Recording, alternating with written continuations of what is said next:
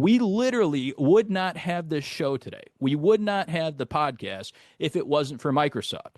You would not be able to do your job at work, almost guaranteed, unless you had Microsoft. Your company would not be in business if it wasn't for Microsoft. So think about the impact, think about the implication of that on Microsoft stock. And so I think this is the challenge the Bears have had with big tech that they've had with some of these companies where they say, why should Microsoft trade for 30 times earnings? Shouldn't it be 20?